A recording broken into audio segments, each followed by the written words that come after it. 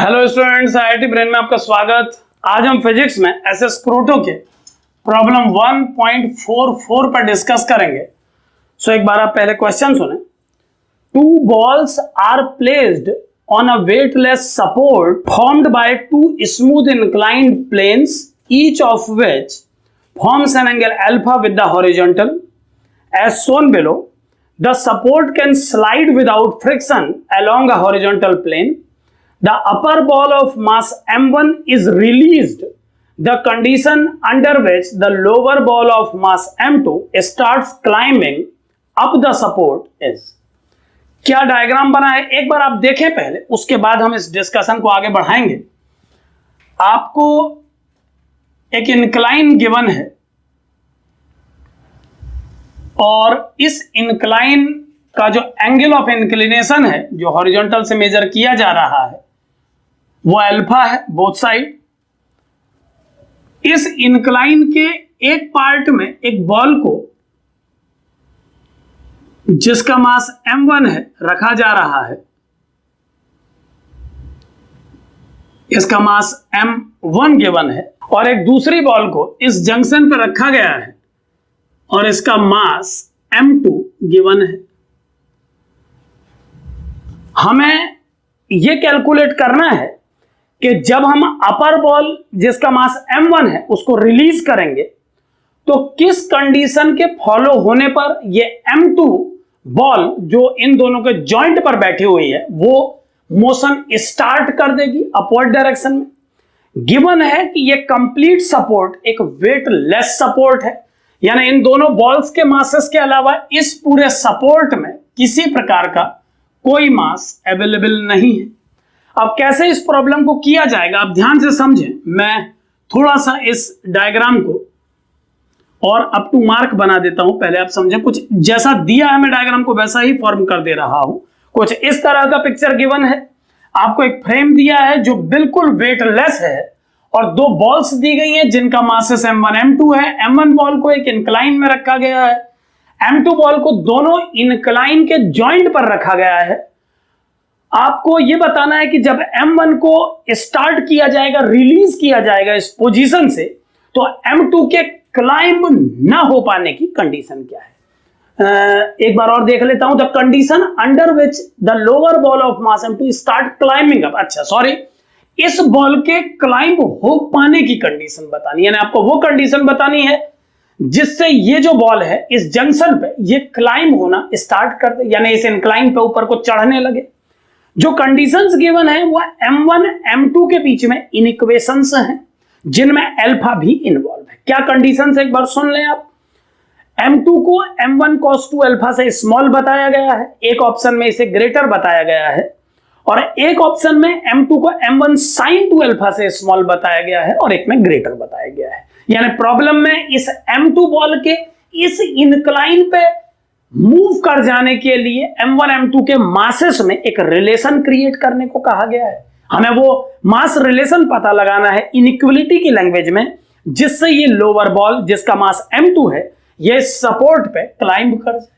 तो कैसे करेंगे ध्यान दें। उससे पहले एक जनरल सी बात पर ध्यान दें कि अगर ये सपोर्ट वेटलेस है और इस बॉल को हम इस इंक्लाइन पे रिलीज करते हैं तो इसका मोशन स्टार्ट होने पर, क्योंकि हॉरिजॉन्टल डायरेक्शन में यह सिस्टम किसी प्रकार के फोर्स से एसोसिएट नहीं है, तो हम समझ सकते हैं कि अगर कोई फोर्स हॉरिजॉन्टल डायरेक्शन में परफॉर्म नहीं कर रहा है, फ्रिक्शन किसी भी पॉइंट पर एक्ट नहीं कर रहा है, तो इस बॉल के रिलीज करने के बाद भी सिस्टम के सेंटर ऑफ मास को हॉरिजॉन्टल डायरेक्शन में मोशन में नहीं आना चाहिए।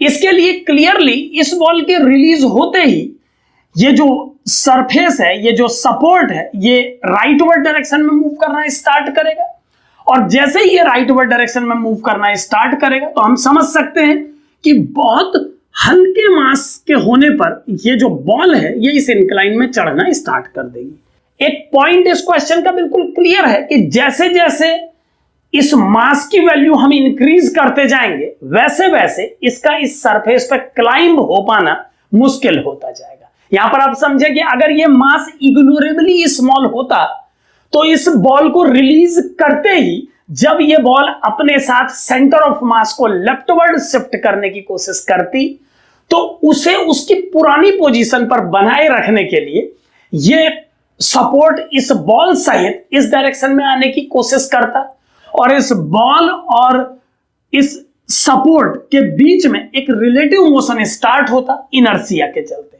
क्योंकि ये बॉल अपनी पोजीशन पर रुके रहना चाहती और ये सपोर्ट मूव करना चाहता, तो ये बॉल हल्की होने पर इस सरफेस पे क्लाइंब हो जाती। यानी हम समझ सकते हैं कि बहुत छोटे मास के लिए इस बॉल को इसके रिलीज करते ही इस सपोर्ट पे चढ़ता देखा जा सकता है।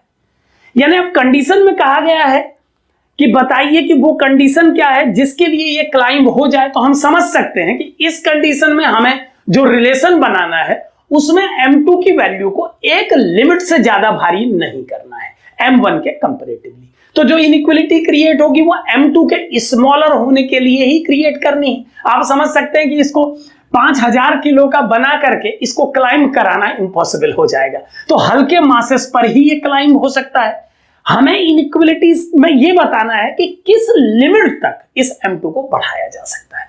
सो मान लीजिए m2 की वैल्यू को बढ़ाते बढ़ाते किसी वैल्यू m2 तक पहुंचा दिया गया और अब m2 मास की वो वैल्यू हमें पता लग चुकी है जिसके लिए इसको क्लाइंब करा पाना मुश्किल हो जा रहा है, या जिस मास के लिए अब ये क्लाइंब नहीं कर पा रही है। सो अगर हम उस मास को कैलकुलेट कर ले जो मास की लिमिटिंग वैल्यू है, यानी हल्के मास m2 को धीरे धीरे भारी करके अगर हम एक ऐसा m2 पता कर ले जिस पर इसका क्लाइंब होना मुश्किल हो जाए, पॉसिबल ना हो पाए, तो वही वो अपर लिमिट m2 के लिए होनी चाहिए जिससे छोटा मास हमें m2 का अलाउ करना चाहिए इस प्रॉब्लम में। सो मैं ये मान के चल रहा हूं कि m2 वो मास है इस प्रॉब्लम में जिस मास के लिए आप इस ब्लॉक को रिलीज करते ही इसे इस इंक्लाइन में चढ़ता हुआ नहीं देख पाए जस्ट कंडीशन में। जस्ट कंडीशन का अर्थ मेरा ये है कि ये वो बिल्कुल मिनिमम मास है जिसके लिए ये क्लाइंब नहीं हो पाया। सो इस केस में अगर मैं इन दोनों ब्लॉक्स के फ्री बॉडी डायग्राम बनाऊं तो एक बार आप ध्यान से देखें कि इस ब्लॉक पर एक फोर्स m1g परफॉर्म कर रहा है ग्रेविटी की डायरेक्शन में। एक नॉर्मल रिएक्शन ये सरफेस इस ब्लॉक को दे रहा है, इसे मैं n1 लिख रहा हूं। आप समझ सकते हैं कि इस केस में फ्रिक्शन की बात नहीं कही गई है, फिर भी मैं पढ़ ले रहा हूं। The support can slide without friction along a horizontal plane, ये साफ साफ बोला गया। और ये भी बोला गया है कि support formed by two smooth inclined plane. तो अब क्लियर हो जाता है कि सपोर्ट भी स्मूथ है, सरफेस भी स्मूथ है, कहीं कोई फ्रिक्शन नहीं है।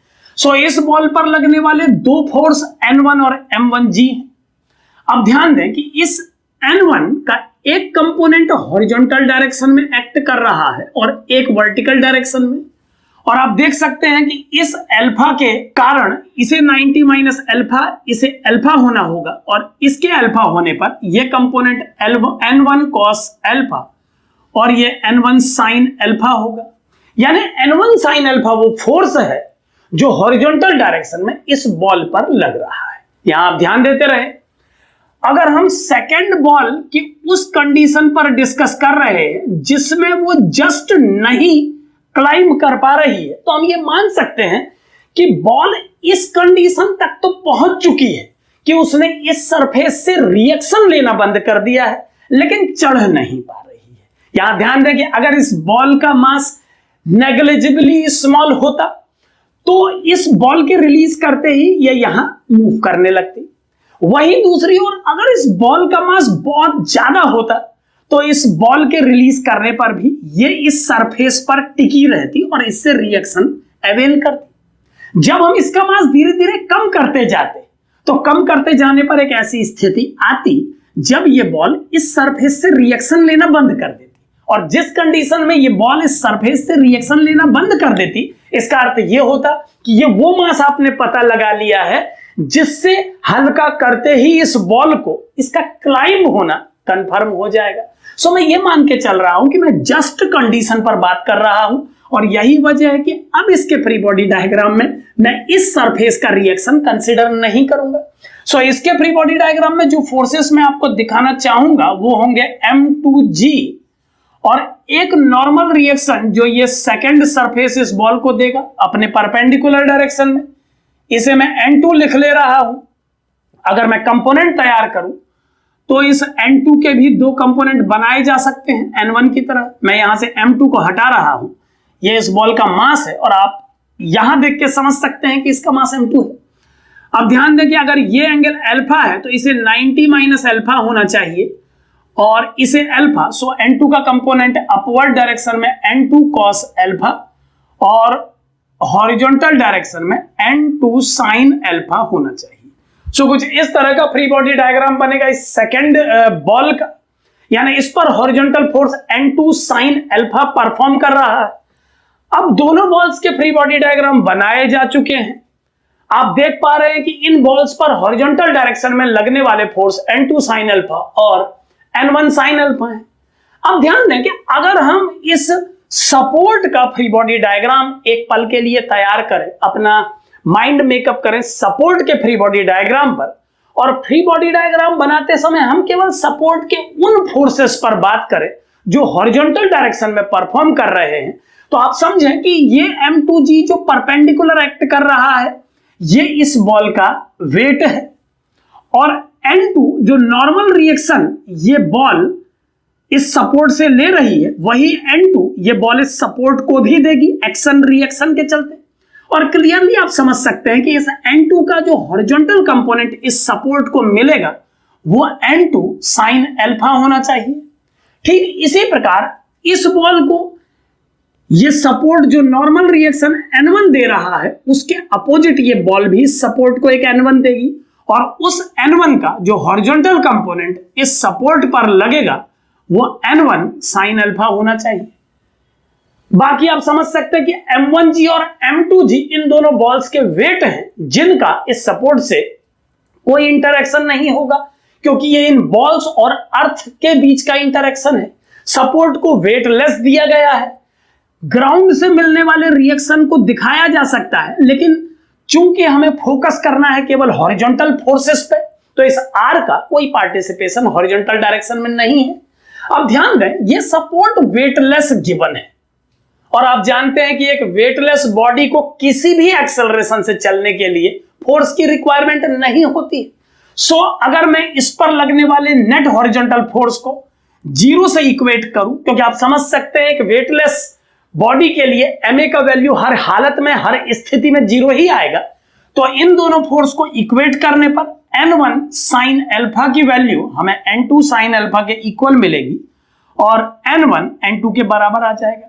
यानी अगर ये सपोर्ट वेटलेस है तो क्लियरली इस बॉल के द्वारा इस सपोर्ट को मिलने वाले नॉर्मल रिएक्शन का हॉरिजॉन्टल कंपोनेंट और इस बॉल के द्वारा इस सपोर्ट को मिलने वाले नॉर्मल रिएक्शन का हॉरिजॉन्टल कंपोनेंट इक्वेट किया जा सकता है। और इन दोनों को इक्वेट करने पर हमें मालूम चला है कि सपोर्ट इन दोनों बॉल्स को बराबर नॉर्मल रिएक्शन देगा इस कंडीशन में, यानी N1 की वैल्यू N2 के बराबर है। ये क्लियर हो जाता है। अब ये बात ध्यान रखते हुए कि N1 N2 के बराबर है, थोड़ा सा और इस क्वेश्चन को आगे बढ़ाते हैं। इस बॉल ने इस सपोर्ट से रिएक्शन लेना बंद कर दिया है, लेकिन हम चूंकि जस्ट कंडीशन पर बात कर रहे हैं तो हम जानते हैं कि अभी भी इसने क्लाइंब होना स्टार्ट नहीं किया है। ये वो मिनिमम मास मान सकते हैं आप जिसके लिए ये रुका हुआ है। अगर आप मास को इससे ज्यादा कर देंगे फिर तो इसका उठना इम्पॉसिबल हो जाएगा, लेकिन अगर आप इस मास को कम करेंगे तो ये इस सरफेस पे क्लाइंब हो पाएगा। लेकिन चूंकि हमने जस्ट कंडीशन को डिस्कस करना है तो हमने वो मास कंसीडर किया है जिसके लिए ये सरफेस से रिएक्शन लेना तो छोड़ चुका है, लेकिन अभी ये क्लाइंब नहीं हुआ है। सो अगर ये क्लाइंब नहीं हुआ है तो आप समझ सकते हैं कि इस सरफेस के नॉर्मल डायरेक्शन में इन दोनों बॉल्स का एक्सेलरेशन एक बराबर होना चाहिए। यहां पर स्टूडेंट कई बार कंफ्यूजन करता है, वो ये सोचता है कि सर बॉल तो ऐसे चल रही है तो आप इस डायरेक्शन में एक्सेलरेशन को जीरो क्यों नहीं कह दे रहे हैं। तो समझें, कई बार जल्दबाजी में ऐसी गलती हो जाती है, लेकिन ध्यान से समझें कि जब ये बॉल डाउनवर्ड डायरेक्शन में मूव करेगी तो ये पूरा सिस्टम इस बॉल सहित इस डायरेक्शन में मूव करेगा। ऐसा जरूरी होगा सेंटर ऑफ मास को उसकी पोजीशन पे हॉरिजॉन्टल डिस्प्लेसमेंट से बचाने के लिए। तो सेंटर ऑफ मास को हॉरिजॉन्टली अपनी पोजीशन पर बने रहना है, जिसके लिए ये सिस्टम एक्सेलरेट होगा, ये बॉल भी एक्सेलरेट होगी। सो हम ये कह सकते हैं कि उस कंडीशन में पूरा सिस्टम एक्सेलरेट होगा, लेकिन इन दोनों बॉल्स के एक्सेलरेशन का जो कंपोनेंट इस इंक्लाइन के परपेंडिकुलर है वो सेम होगा। सो वो एक्सेलरेशन कैलकुलेट करने के लिए मुझे इस बॉल पर लगने वाले फोर्सेस के इस इंक्लाइन के परपेंडिकुलर डायरेक्शन में कंपोनेंट बनाने होंगे। सो सभी फोर्सेस के कंपोनेंट कैसे बनाए जाएंगे एक बार आप समझें। M2G का कंपोनेंट जो इस इंक्लाइन के परपेंडिकुलर परफॉर्म करेगा उसे सिंपली समझा जा सकता है। आप जानते हैं कि M1G का जो कंपोनेंट इस डायरेक्शन में एक्ट करता है वो M1G cos अल्फा होता।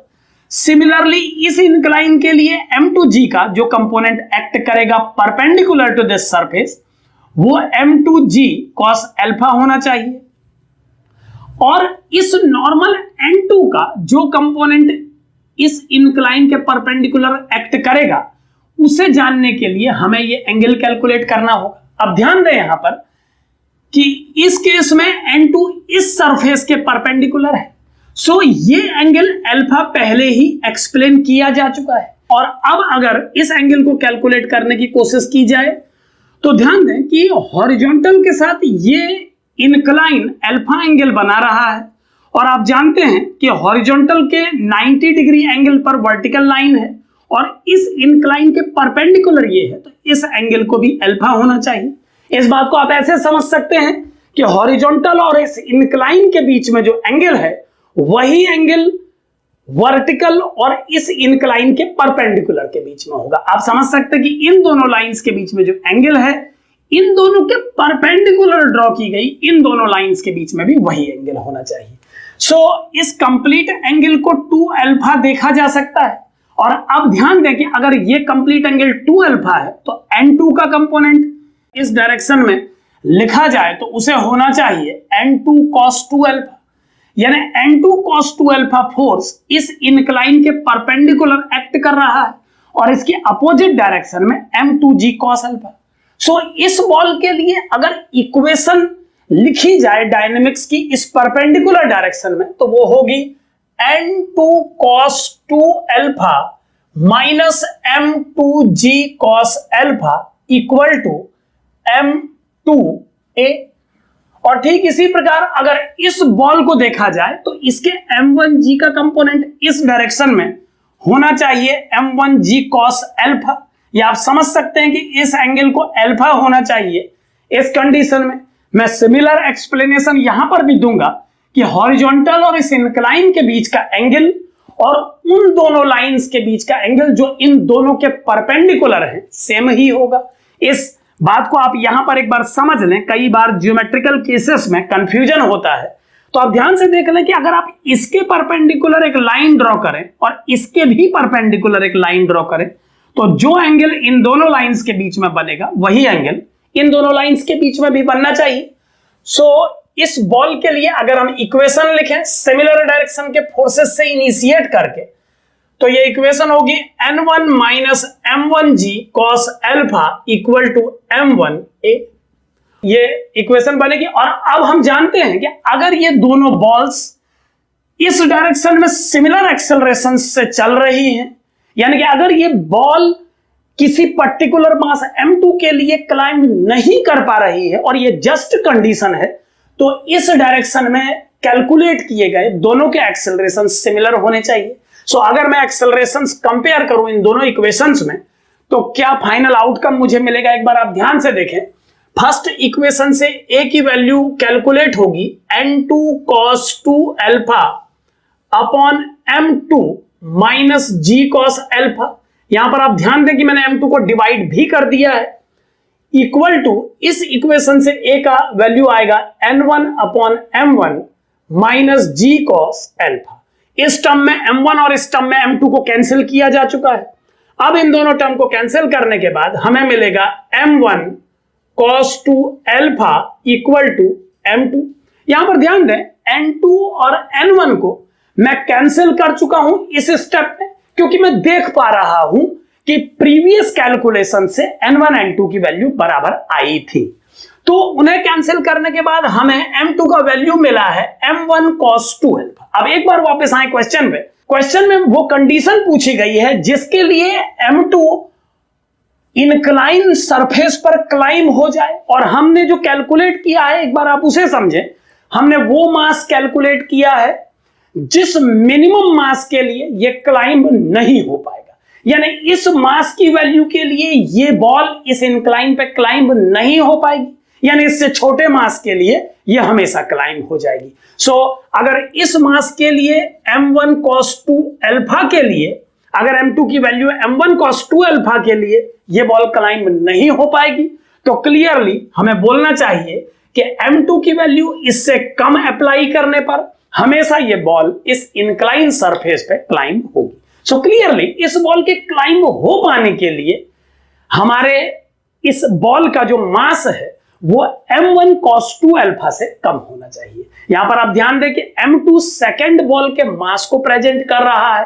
इस पूरी प्रॉब्लम के दौरान मैंने उस केस को सॉल्व किया है जिस मिनिमम मास के लिए यह बॉल क्लाइंब न हो पाए। यह बात आप बार बार समझाने की कोशिश कर रहा हूं, समझें कि बहुत हैवी मास होने पर यह क्लाइंब नहीं कर पाएगा, बहुत लाइट मास होने पर यह क्लाइंब कर ही जाएगा। तो हमें वो इंटरमीडिएट मास कैलकुलेट करना है इस बॉल का जिसके लिए दिए हुए क्वेश्चन में यह कहा गया है कि यह क्लाइंब हो जाए। इस क्वेश्चन को कई तरीके से पूछा जा सकता था। इस क्वेश्चन में पूछा जा सकता है कि वो मैक्सिमम मास बताइए जिसके लिए ये क्लाइंब हो जाए, तो इसका आंसर ये आएगा।